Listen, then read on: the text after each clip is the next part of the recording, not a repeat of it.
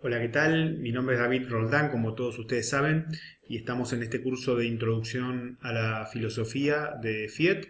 Y en esta oportunidad vamos a tratar de dilucidar juntos el pensamiento o lo que nos ha llegado del pensamiento de Parménides, quizás el más importante de todos los pensadores presocráticos, que son los primeros autores que estamos viendo en el curso. Eh, Parménides era oriundo de Elea, por eso se lo conoce como Parménides de Elea, y esta clase, esta pequeña introducción, la podemos titular La indagación acerca de el ser, que en griego se escribe tohon, así lo pueden ver. Nació este Parménides hacia el 515 o el 510 antes de Cristo, no hay certezas absolutas acerca de esas fechas, pero es lo que se estima. Vivía en Elea, en una de las colonias griegas, ahí pueden ver este mapa de lo que actualmente sería Italia. Está ahí en la mitad del mapa arriba, cerca de Campania y Lucania, ahí van a ver Elea, que era de donde era este personaje tan particular llamado Parménides.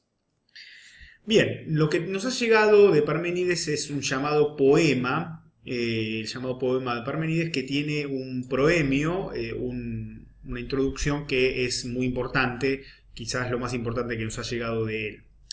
Parménides escribió un extenso poema, como la mayoría de los presocráticos, se llamaba Perifysios, así tienen escrito Perifysios, que quiere decir acerca de la physis, acerca de la naturaleza.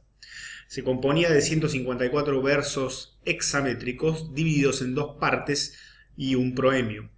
Además de este proemio, compuesto por 32 versos, la primera parte se titulaba Vía de la Verdad y la segunda Vía de la Opinión.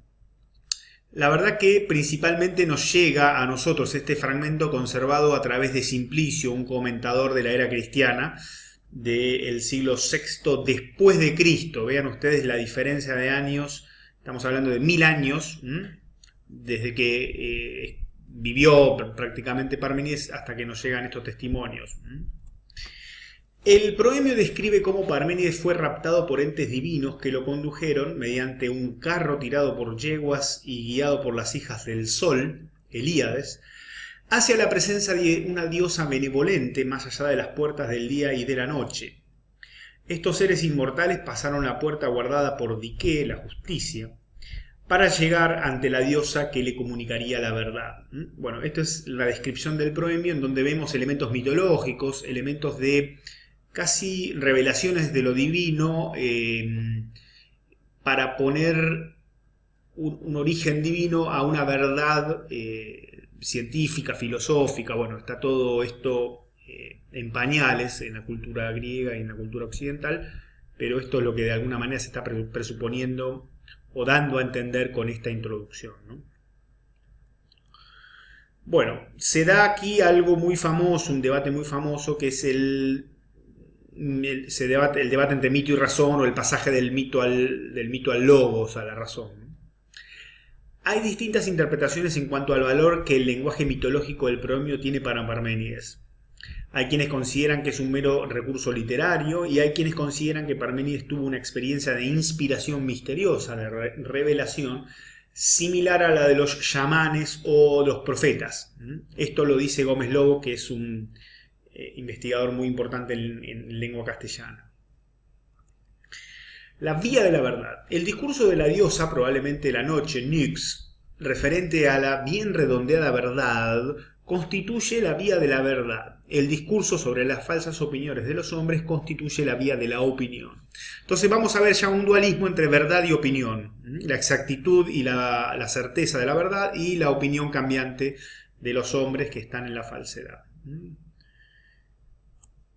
La vía de la verdad se muestra como el único camino realmente practicable para el filósofo, pues, como dice la diosa, los dos únicos caminos de investigación que se pueden concebir son el uno, que es, y no es posible que no sea, es el camino de la certeza, ya que acompaña a la verdad.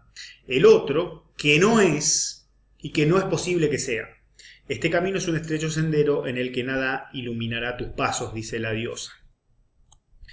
Bien, podríamos decir entonces que para Parménides, previamente a cualquier indagación racional de un objeto posible de investigación o de pensamiento, hay que dirimir si ese objeto es o no es.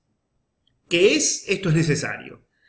¿Qué no es? Bueno, si no es absurdo, es contradictorio, no puede pensarse, no puede expresarse. Va todo junto a la concepción ontológica, vamos a decir, la concepción de la realidad de Parménides.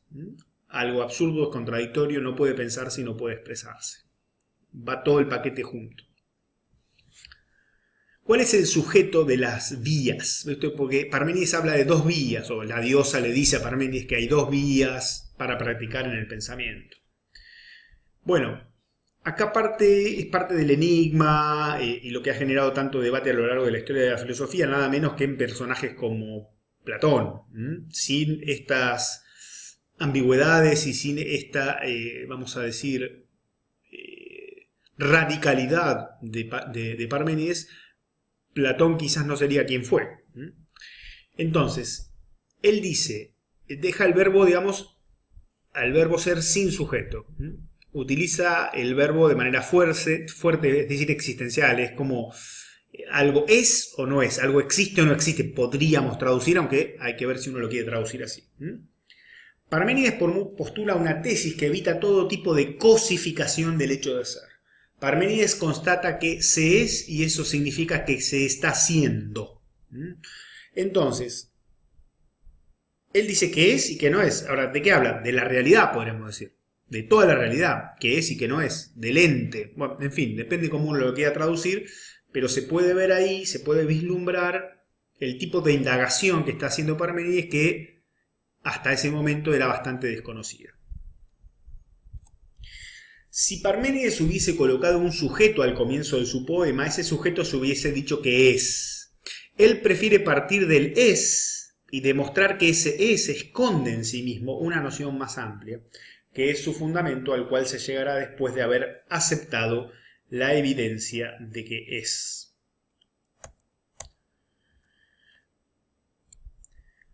La noción más amplia de el ser, que se revela a partir de esta afirmación que es y la negación que no es, bueno, esa noción más amplia será el sujeto del es.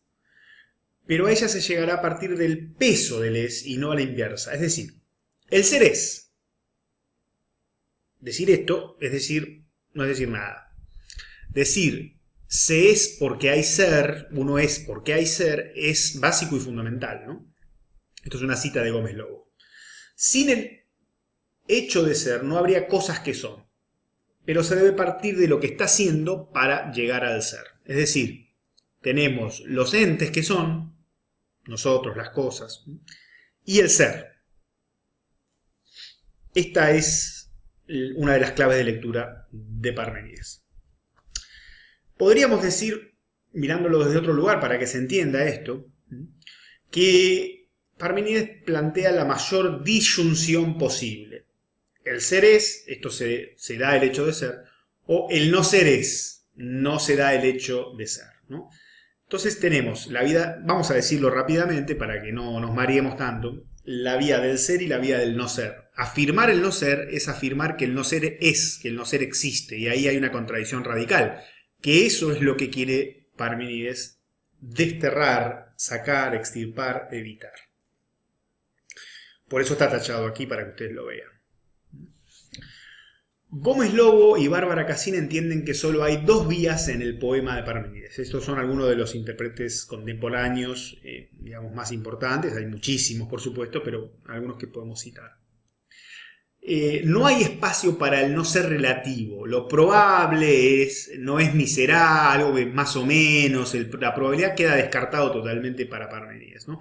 Esa es la radicalidad de su planteo, de su pensamiento, y por eso, digamos, es un autor que generó tanto quebradero de cabeza, que fue tan problemático para la tradición.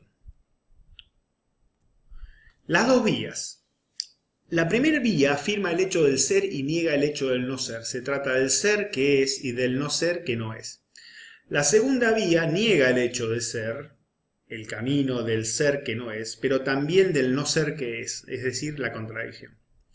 Y se podría pensar en una tercera vía, que es el camino que combina el ser y el no ser y que predica algo que tiene una tesis acerca del ser y una tesis acerca del no ser. Sería la mezcla entre ser y no ser. Bueno, ha habido mucha discusión acerca de si son 3 vías o 2 vías. Yo me inclino a pensar que son solamente 2. La única realmente practicable para Parménides es la vía del ser. Pero toda afirmación es la constatación de un hecho, ¿no? Esto explica Berzón, fin del siglo XIX, principio del siglo XX. Una negación, en cambio, siempre presupone el hecho al cual niega. Uno percibe la presencia de una cosa, no puede percibir la ausencia, a menos que antes ya haya percibido su presencia. Es decir, cuando uno conoce a alguien, después lo busca, no lo encuentra, bueno, ese no ser que uno capta, esa ausencia, depende de la presencia. Entonces, bueno, aquí hay parte de la explicación de por qué está la prioridad del ser sobre el no ser, ¿verdad? No podemos negar que algo existe sin tener una noción de la existencia que negamos. La verdad es la disyunción, ser, no ser. La falsedad es la conjunción, ser y no ser. Esto es lógica básica.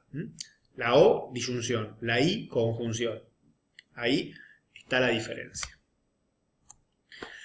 Por tal motivo, la segunda vía, que no ser es, y la tercera vía, en caso de que hubiera la mezcla de ser y no ser, los bicéfalos, son asimilables estas vías y son descartadas por Parménides, en caso de que hubiera 3 vías.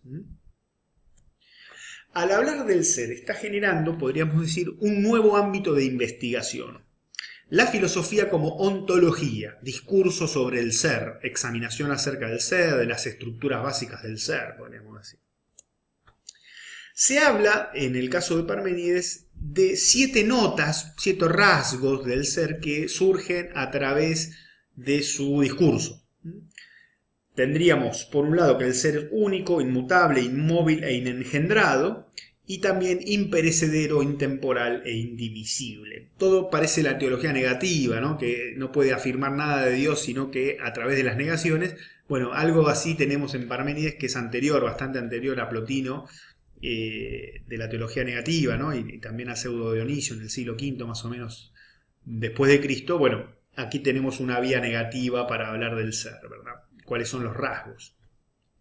Estas categorías, que veíamos recién, pueden ser agrupadas de esta manera. Un eje temporal, el ser no tiene ni principio ni fin y está fuera del tiempo, el tiempo como cambio, alteración. Un eje espacial, el ser es inmóvil e inmutable, nada cambia en él. Y el eje de unidad-pluralidad. Afirma la unidad del ser y excluye toda pluralidad y es indivisible, no puede partirse, dividirse. Bueno, esto, ¿cómo se entienden estas lógicas? ¿Cuál es la lógica que hay detrás en estas categorías, podríamos decir, ¿no? Estas notas configuran un espacio de indagación que reaparecerá con fuerza en Aristóteles, las 10 categorías, y en la modernidad, siglo XVIII, con Kant y sus 12 categorías. Bien. Volvemos a esto. ¿Por qué el eje temporal, por ejemplo, el ser? ¿Por qué no tiene principio? Bueno, porque si tuviera principio hay que presuponer que primero era el no ser y luego apareció el ser. Ese pasaje e incluso la afirmación del no ser como primer momento cero es contradictorio en sí mismo, entonces para Parménides no puede plantearse eso.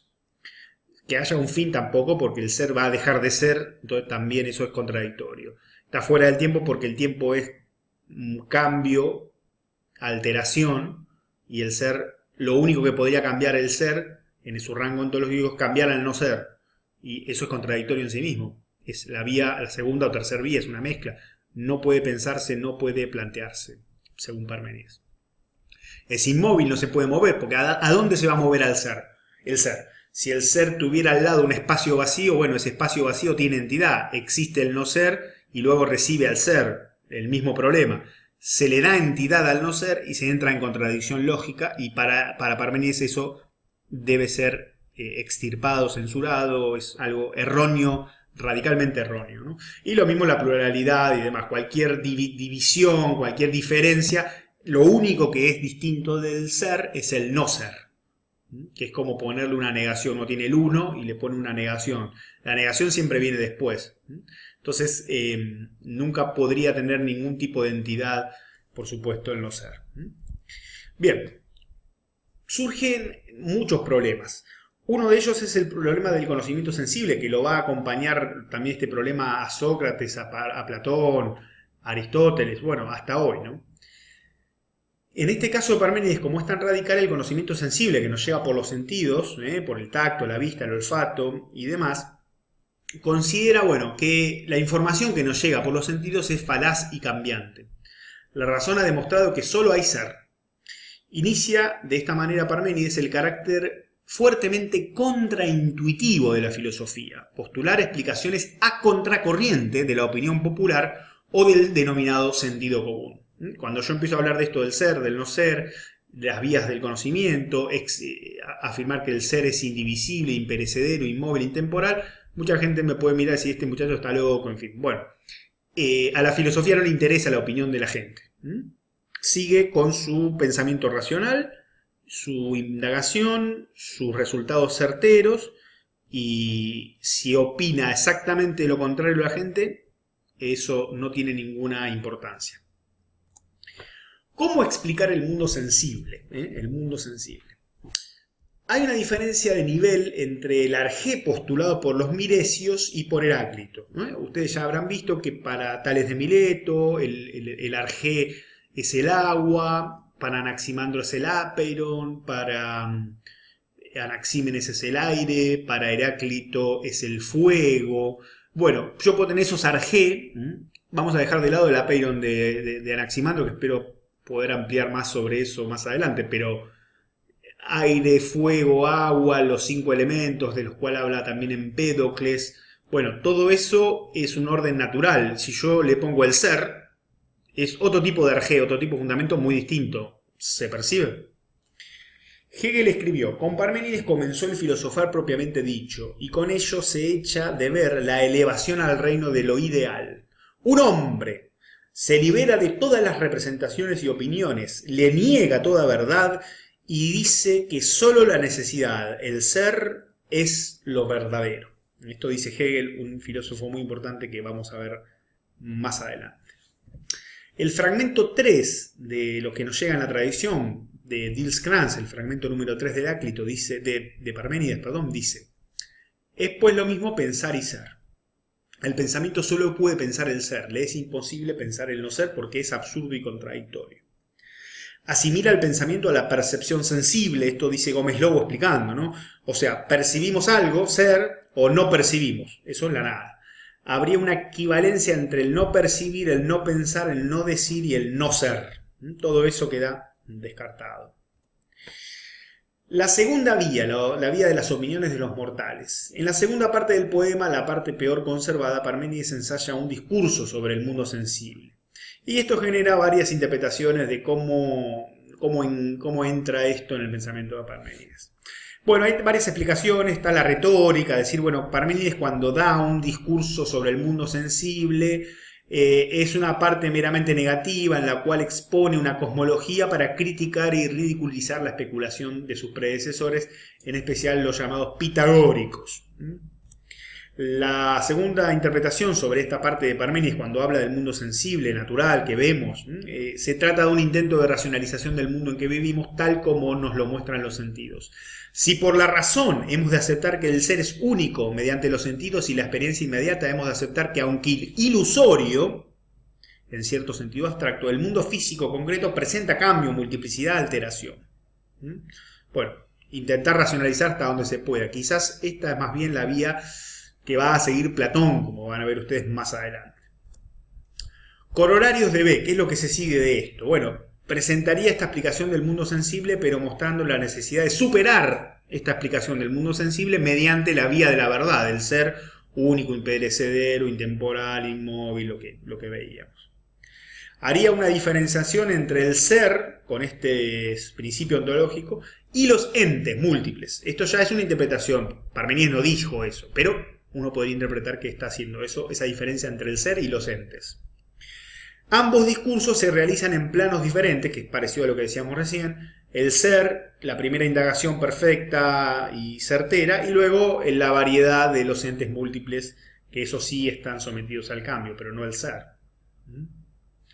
Bueno, También se ha destacado, podríamos decir, a Parménides en la historia de la lógica y de las ciencias. Enuncia, por lo menos, digamos, utiliza, más que enuncia, utiliza varios principios. El principio de contradicción, aunque quien lo formaliza es Aristóteles en el cuarto libro de la Metafísica. El principio de contradicción, el principio de tercero excluido, el principio de identidad, aunque en rigor este principio recién lo va a formalizar o formular Leibniz en el siglo XVII, y el principio de razón suficiente, que se llama así, nada es sin una razón, dice allí en latín. Entonces vemos ese rigor del pensamiento de Parménides, es lo que luego se va a formalizar en el pensamiento lógico, y las ciencias por mucho tiempo van a estar regidas por estos principios. Bien, hasta aquí entonces esta breve exposición de Parménides. Espero que hayan entendido algo. Me pueden consultar en el aula virtual, a través del mail y demás, preguntas, lagunas, temas que no se entiendan. Pero creo que lo básico de la distinción entre el ser y el no ser, y qué camino puede ser practicado por el filósofo y por el conocimiento, vamos a decir, científico, y cuál no, creo que eso es bastante claro en el pensamiento de Parménides, y espero que lo hayan podido entender. Nos vemos en cualquier momento.